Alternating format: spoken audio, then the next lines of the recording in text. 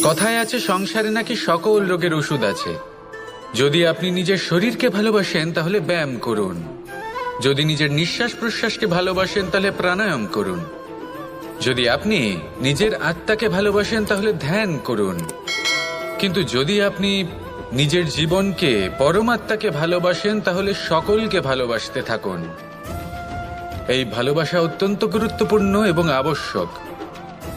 ভালোবাসার থেকে ভালো না কোনো ওষুধ আছে, না আছে কোনো আসন। এর থেকে ভালো না কোনো ব্যায়াম আছে আর না কোনো প্রাণায়াম। এই ভালোবাসা বড় বড় সমস্যারও সমাধান করতে পারে। ভালোবাসা বড় বড় বিপদকে আপনার থেকে দূর করতে পারে। এই ভালোবাসাই আপনাকে জীবনে বাঁচতে শেখায়, কারণ ভালোবাসাই হলো জীবনের আসল সত্য। তাহলে আসুন আর আমার সাথে ভালোবেসে বলুন, রাধা রাধা। আপনি কখনো কোনো সরোবরের দিকে তাকান যার জল হলো শান্ত, স্থির। আপনি স্পষ্ট দেখতে পাবেন সেই সরোবরের তলদেশে কি রয়েছে। তাতে সাঁতরে বেড়াচ্ছে সুন্দর মাছ, চকচকে কিছু পাথর, স্বর্ণরূপী বালি, সবই আপনি দেখতে পাবেন। কিন্তু যখনই আপনি একটা ছোট্ট পাথর তুলে সেই জলে ছুঁড়ে ফেলবেন, তখন সেই জল বিচলিত হবে আর সেই স্পষ্টতা ন্যূনতম হয়ে যাবে। তারপর কিছুই স্পষ্টভাবে দেখা যাবে না। এই ঘটনা মানুষের সাথেও ঘটে। মানুষ যদি বিচলিত হয়ে পড়ে, তখন সে বুঝতে পারে না যে বর্তমানে কি হয়ে চলেছে আর ভবিষ্যতে কি করা উচিত।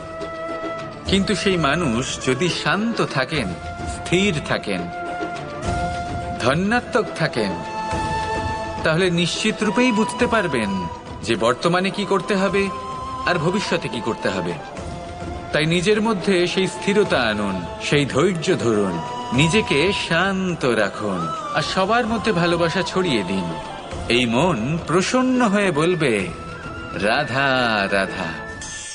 আমরা আনন্দ লাভের জন্য ভালোবাসি মা বাবাকে, ভাই বোনকে, পরিবার পরিজনকে, বন্ধুকে, প্রেমিকাকে।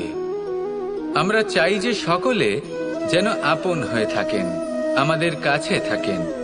কিন্তু মানুষের একটা প্রবৃত্তি আছে যে তিনি যা লাভ করে ফেলেন তার মূল্য তিনি বুঝতেই পারেন না। যদি আপনার বাড়ির কাছে একটা মিষ্টি জলের সরোবর থাকে বা সুন্দর নদী থাকে, তাহলে জলের গুরুত্বটা কি আপনি তা বুঝতেই পারবেন না। সেইখানে আপনি যদি কোনো একটা মরুভূমিতে যান, আপনি অনুভব করতে পারবেন যে এক একটা ফোঁটা জলের কি গুরুত্ব, তার মূল্য কি। সুখের মুহূর্তে যদি আপনজনদের মনে রাখেন, তবে দুঃখের মুহূর্ত নিজে থেকেই দূরে সরে যাবে। ভালোবাসা এবং তার সাথে স্মরণ করা, এটাই তো হলো জীবনের এবং ভালোবাসার আসল মূল্য। আসুন আর আমার সাথে ভালোবেসে বলুন, রাধা রাধা। সাগরের ঢেউ সমুদ্র তটে ধাক্কা খেয়ে, পাথরের সাথে ধাক্কা খেয়ে তার আকার বদলে দিতে পারে। বিভিন্ন আকারের পাথরে এদের ঘষে ঘষে গোলাকার বানিয়ে দিতে পারে। কিন্তু এই সাগরের ঢেউ এদের নিজেদের আকার কখনো বদলায় না। কিন্তু এমন কেন? কারণ এরা বিচ্ছিন্ন হয়েও আবার একত্রিত হতে জানে। অর্থাৎ যখন এরা বিচ্ছিন্ন হয় তখন মতভেদ অবশ্যই, কিন্তু আবার একত্রিত হওয়া হলো এদের একতার প্রতীক। দেখুন, ঝগড়াঝাঁটি, তর্ক বিতর্ক, মতভেদ এগুলো জীবনের অভিন্ন অঙ্গ, কিন্তু এদের কখনো মনে প্রবেশ করতে দেবেন না। যদি মনে প্রবেশ করেও ফেলে, তাদের মনে ঘর করতে দেবেন না, এদের বের করে ফেলুন। এই ঝগড়াঝাঁটি, তর্ক বিতর্ক, মতভেদ এদের সারা জীবন সাথে নিয়ে চলবেন না। যদি একসাথে নিয়ে চলতে চান, তাহলে সকলকে একসাথে নিয়ে চলুন, ঢেউয়ের মতো। একতায় বিশ্বাস রাখুন।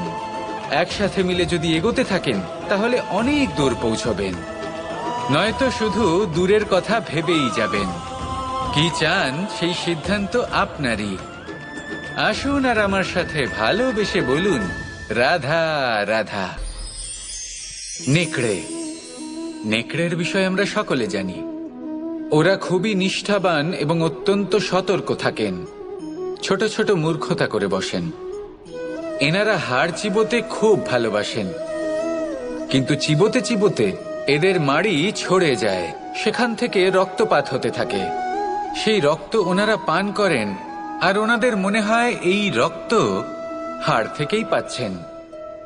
ওনারা ভাবেন যে এই হাড় চিবিয়ে আমরা আনন্দ লাভ করছি, কিন্তু আসল সত্য হলো এটাই যে ওনারা নিজেদেরই ক্ষতি করছেন।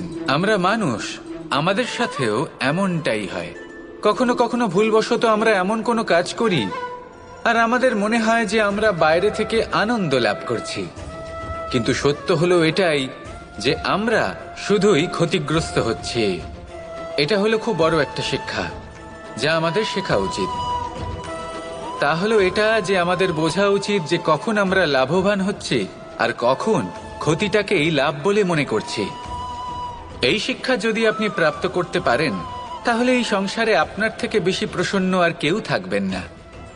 তাহলে আসুন আর আমার সাথে ভালোবেসে বলুন, রাধা রাধা।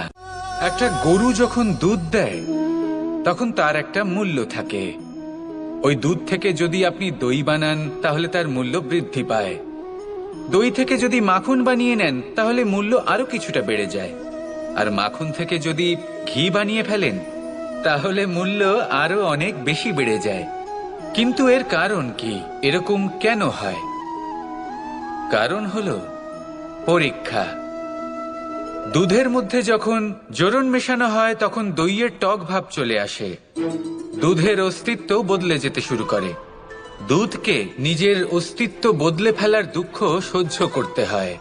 তখনই তা দইতে পরিণত হয়, তখনই তার মূল্য বৃদ্ধি হয়। এই দইকে মন্থনের যাতনা সহ্য করতে হয়, তবেই সেই দই মাখনে রূপান্তরিত হয় আর তারপর তার মূল্য বৃদ্ধি হয়। আর মাখন, এই মাখনকে আগুনের আঁচে তপ্ত হতে হয়, তবেই এই মাখন ঘিতে পরিণত হয় আর তারপরেই এর মূল্য আরো অনেক বেড়ে যায়। মানুষের সাথেও এরকমই হয়। কর্ম করতে থাকুন, কর্মের পরীক্ষায় উত্তীর্ণ হতে থাকুন, আপনার মূল্য অবশ্যই বৃদ্ধি পাবে। তাহলে কর্ম করতে থাকুন, ফলের চিন্তা করবেন না। আর আমার সাথে ভালোবেসে বলুন, রাধা রাধা। জীবনে ক্ষমা চাওয়া তাও কিছুটা সহজ, ক্ষমা করতে পারা অত্যন্ত কঠিন। ক্ষমা দুই অক্ষরের এই শব্দ হতে পারে, কিন্তু অত্যন্ত বড় এই শব্দ, অত্যন্ত গুরুত্বপূর্ণ এই শব্দ। কখনো কখনো অন্য কাউকে ক্ষমা করে দেওয়া তাও কিছুটা সহজ কাজ, কিন্তু নিজেকে ক্ষমা করতে পারা অত্যন্ত কঠিন হয়ে দাঁড়ায়। অতীতে যদি আমাদের এমন কোনো ভুল হয় যে কারণে আমরা নিজেকে ক্ষমা করতে পারি না, অনেক সময় এমন কিছু ভুল করে বসি যে বিষয় শুধু আমরাই জানি, কিন্তু আমরা নিজেকে ক্ষমাই করতে পারি না। আর আমাদের বিকাশ সেখানেই স্তব্ধ হয়ে যায়। কারণ যদি আপনি ক্ষমা করতে না শেখেন, নিজেকে ক্ষমা যদি না করতে পারেন, তাহলে তা আপনার জীবনের সব থেকে বড় বাধা হয়ে দাঁড়াবে। সেই জন্য জীবনে অবশ্যই শিখুন যে কিভাবে নিজেকে ক্ষমা করতে হয়, আর শিখুন যে আগের করা ভুল আবার কি করে না করা যেতে পারে।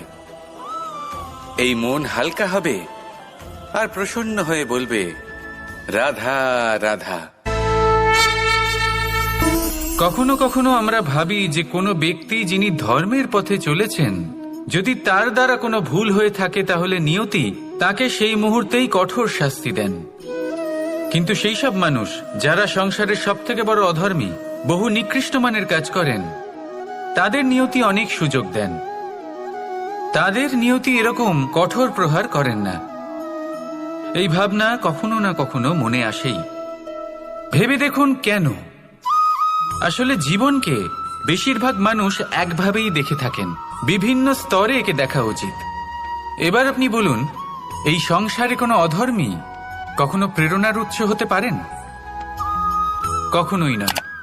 যে মানুষ নিজের আত্মাকে মলিন করে ফেলেছেন, তিনি এই সংসারকে কিভাবে প্রেরণা যোগাবেন? উনি নিজেই বুঝতে পারেন না কোনটা করা উচিত, ধর্ম কোনটা।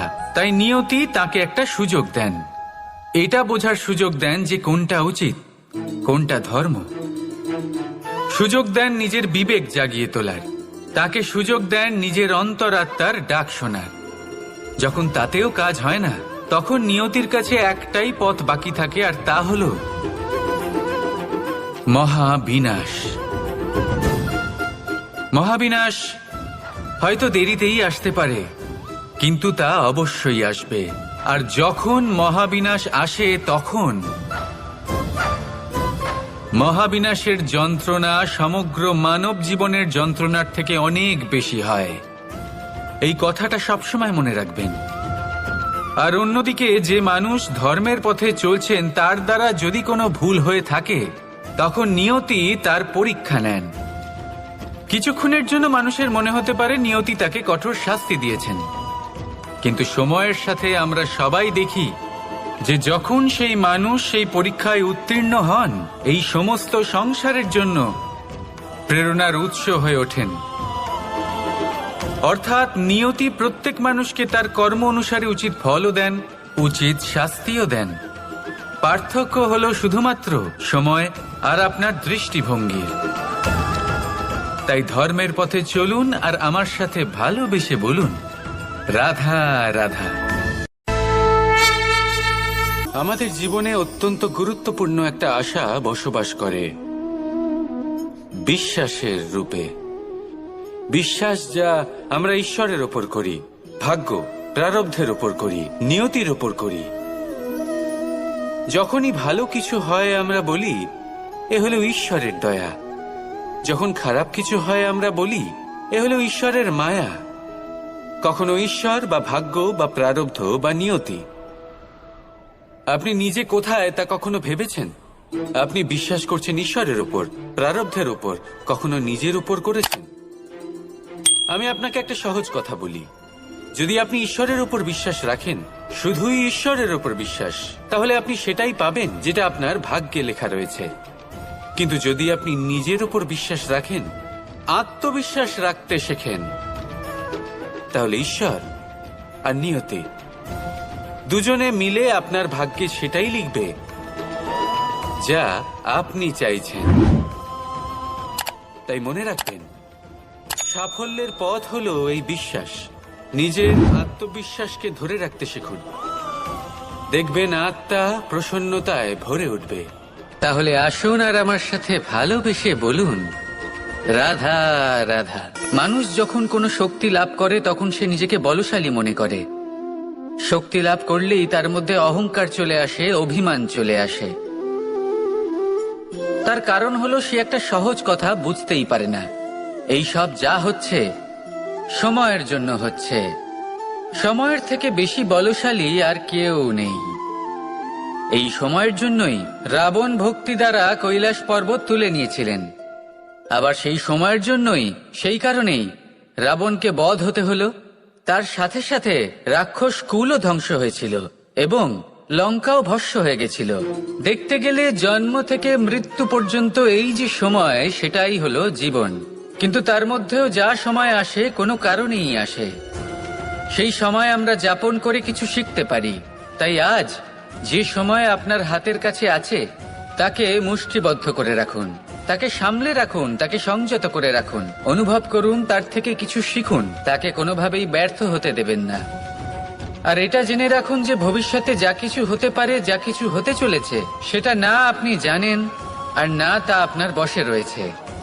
সেই জন্য আজ অহংকার বা অভিমান করে নিজের ভবিষ্যতের ক্ষতি করবেন না, সেই অনর্থক ঘটাবেন না। এটাই হলো সময়ের অর্থ। আসুন আমার সাথে ভালোবেসে বলুন, রাধা রাধা। আকাঙ্ক্ষা কখন লোভে পরিণত হয়ে যায় তা কেউ বলতে পারে না। এবার তার পরিণাম কি হতে পারে তাও আমরা কেউ জানি না। আজ আমি আপনাকে বলছি, কোনো ব্যক্তি সব থেকে বেশি ক্ষতির সম্মুখীন তখনই হয় যখন সে এটা মনে করে যে সে সব থেকে বেশি সুরক্ষিত স্থানে রয়েছে। সে ভাবে যে সে সেখানে সুরক্ষিত রয়েছে। সে তখন অসাবধান হয়ে পড়ে, আর তখনই তাকে জীবনের সব থেকে বড় ক্ষতির সম্মুখীন হতে হয়। নিঃস্ব হয়ে যাওয়ার পরিস্থিতি কোনো মানুষের জীবনে তখনই আসে যখন তার কাছে প্রচুর সম্পত্তি থাকে এবং সে তার থেকেও অনেক বেশি সম্পত্তি অর্জন করতে চায়। সেই অনেক বেশি সম্পত্তি অর্জন করার চেষ্টায় সে এমন কিছু করে বসে যার ফলে তাকে সমস্ত সম্পত্তি হারাতে হতে পারে। একজন রচনাকার নিজেই নিজের প্রতিভা একদম শেষ করে দিতে পারে যখন সে অনেকগুলো কাজ নিজের কাঁধে নিয়ে নেয়।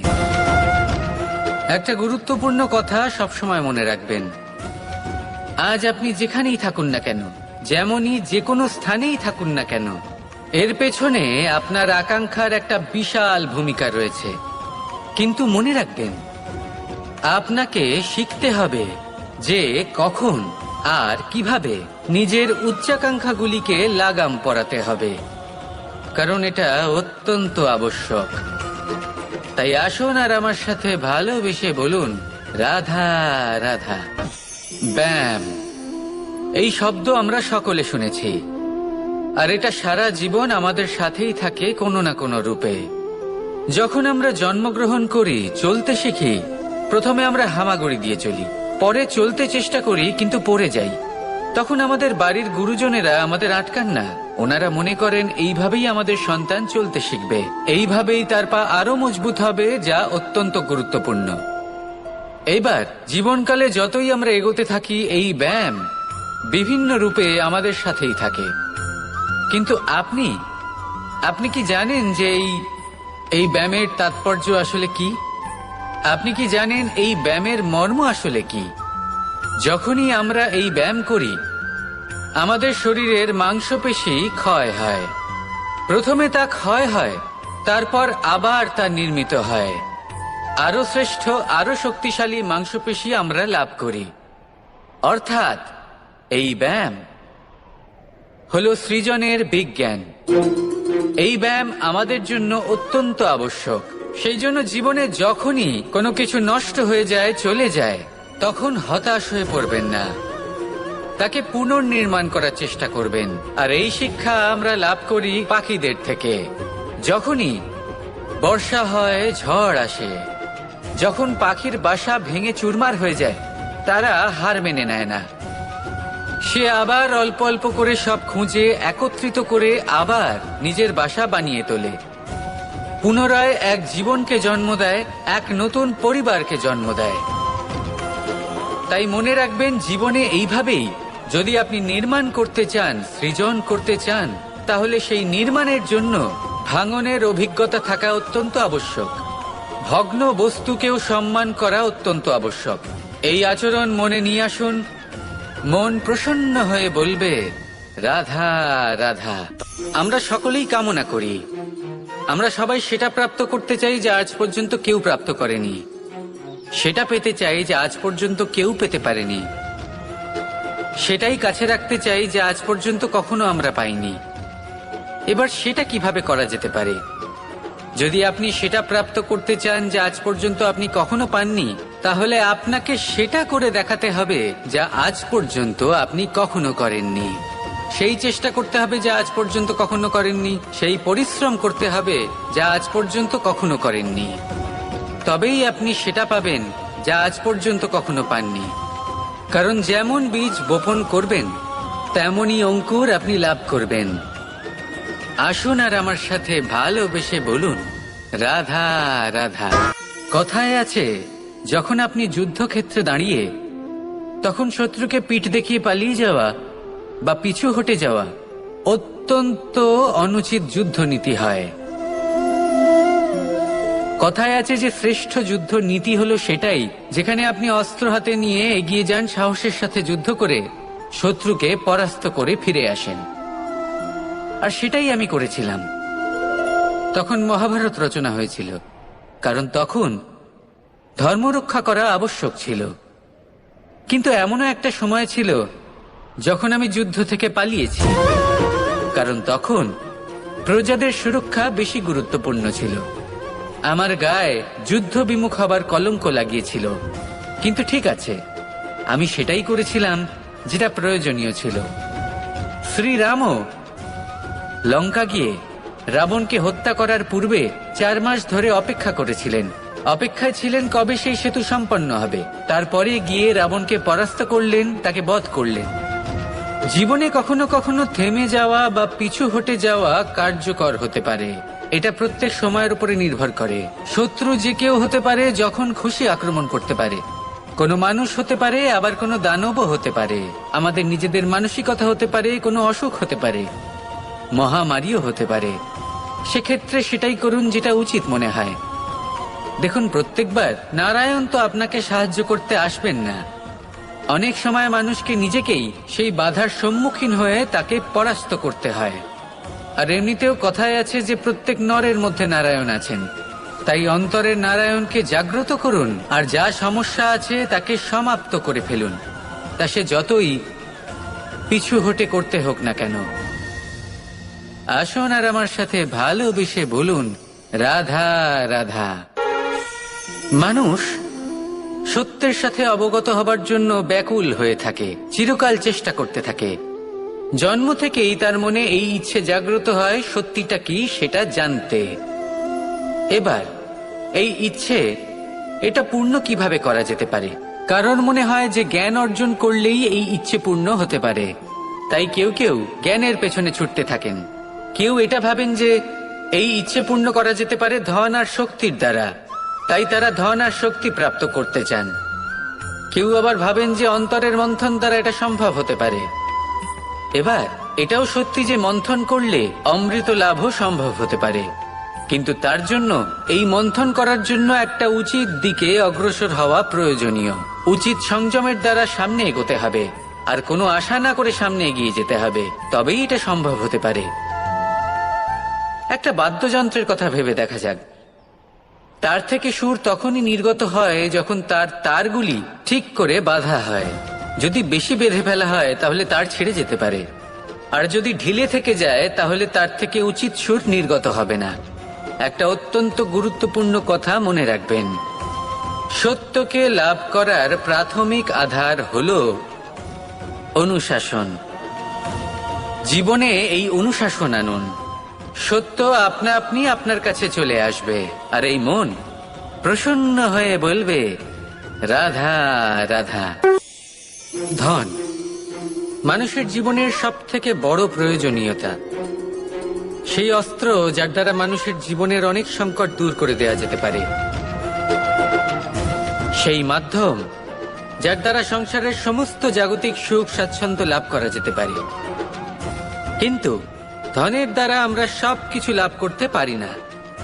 জাগতিক স্বাচ্ছন্দ্য আমরা লাভ করতে পারি, কিন্তু সুখ লাভ করতে পারবো না। সুখের উপকরণ আমরা লাভ করতে পারি, কিন্তু সুখের অনুভূতি লাভ করতে পারবো না। আনন্দ, সন্তোষ, প্রসন্নতা এগুলো ধন দ্বারা লাভ করা যায় না। কিন্তু হ্যাঁ, আনন্দ, সন্তোষ আর প্রসন্নতার সাথে যদি কোনো কাজ করেন তাহলে অবশ্যই ধন লাভ করবেন। তাহলে আসুন আর এই প্রসন্নতার সাথে বলুন, রাধা রাধা। মানুষ কতটা বিচিত্র হতে পারে। সব সময় স্বপ্ন দেখতে থাকে যে কাল আমি এটা করব, কাল আমি ওটা শুরু করব, কাল আমি ওটা সম্পন্ন করব। এই যে কাল শব্দটা, এই কাল অত্যন্ত বিচিত্র এক শব্দ। আমরা সবসময় এটাকে আসতে দেখতে পাই, কিন্তু এটা আসাতে বর্তমানে পরিণত হয়। আবার আজ নতুন কাল দেখতে পাই, তার জন্য অপেক্ষা করি যখন সেটা সামনে আসে, বর্তমানে পরিণত হয়। এই কাল সবসময় একটা মিথ্যে সান্ত্বনা দেয় যে সে আসছে, কিন্তু সে কখনোই আসে না। যেটা আপনার হাতে রয়েছে তা হলো আজ, বর্তমান। তাই যা করার আছে, যা সম্পন্ন করতে চান, যা শুরু করতে চান, আজ করুন, বর্তমানে করুন। কারণ আজ আপনি যা করবেন সেটাই আপনার ভবিষ্যৎ নির্ধারিত করবে। ভবিষ্যতের বিষয় ভাবতে থাকলে ভবিষ্যৎ সুন্দর হবে না। আজ কর্ম করতে হবে। তাই আজ বর্তমানে জীবনযাপন করুন, কর্ম করুন, আর আমার সাথে ভালোবেসে বলুন, রাধা। শক্তি, সামর্থ্য, প্রাবল্য এসব কোথা থেকে আসে? কোথা থেকে এগুলো প্রাপ্ত করা যায়? সেই লক্ষ্য দ্বারা যা আমরা প্রাপ্ত করতে পারি, নাকি সেই সংঘর্ষ দ্বারা যা আমরা জয় করতে পারি? না, এখান থেকে শক্তি লাভ করা সম্ভব নয়। যখন আপনার সামনে এমন কোনো লক্ষ্য থাকবে যাকে ভেদ করা অসম্ভব মনে হবে, তাও আপনি চেষ্টা করতে থাকবেন। আপনার সামনে এমন এক সংঘর্ষ থাকবে যা জয় করা সম্ভবই নয়, তাও আপনি চেষ্টা করতে থাকবেন। তখন আপনার শক্তি বৃদ্ধি পায়। অসম্ভবকে সম্ভব করে দেখালে শক্তির বৃদ্ধি হয়। দেখুন, যা সম্ভব তা তো যে কেউ করতে পারে। যা অসম্ভব কিন্তু আপনি চাইছেন তা পূর্ণ করুন, সেই লক্ষ্য প্রাপ্ত করুন, সেই সংঘর্ষের ওপর জয়লাভ করুন। প্রয়াস তো করে দেখুন। এই চেষ্টার দ্বারা এই শক্তির বৃদ্ধি হয়, আর যখন সেই শক্তি উচ্চ স্তরে পৌঁছে যাবে তখন আপনি অসম্ভবকে সম্ভব করে দেখাবেন। তাই জীবনে চেষ্টা করতে থাকুন আর আমার সাথে ভালোবেসে বলুন, রাধা রাধা। এই সংসারে সুখ আর সন্তোষ লাভ করার পথ কি? ত্যাগ করা নাকি মেনে নেওয়া? এটা হলো একটা ধাঁধার সমান, আর যে বুঝতে পারে তার কাছে এক মিত্রের সমান। দেখুন, আপনি যা বদলাতে পারেন তা আপনি বদলে ফেলুন, যা আপনি বদলাতে পারবেন না তা আপনি স্বীকার করে নিন, আর যা মেনে নিতে পারবেন না তাকে নিজের থেকে আলাদা করে দিন। ধরুন, আপনার কোনো অভ্যেস আছে যা আপনি বদলাতে চান, বদলে ফেলুন। যদি কোনো সমস্যা থাকে যা বদলানো আপনার হাতে নেই, তা স্বীকার করে নিয়ে তার সাথে পথ চলা শুরু করে দিন। যদি কোনো আবেগ থাকে, পরিস্থিতি থাকে বা কোনো বস্তু থাকে যা আপনি মানতেই পারছেন না, কোনোদিনও মানতে পারবেন না, তাকে নিজের থেকে আলাদা করে দিন। একেও সন্ন্যাস বলা হয়। জীবনে সুখ দুঃখ, ক্ষয় হোক বা লাভ, এই সবেতেই সমান রূপে যাপন করা, তাই হলো সন্ন্যাস। এতেই জীবনের আনন্দ রয়েছে। তাহলে এই আনন্দ উপভোগ করুন আর আমার সাথে ভালোবেসে বলুন, রাধা রাধা।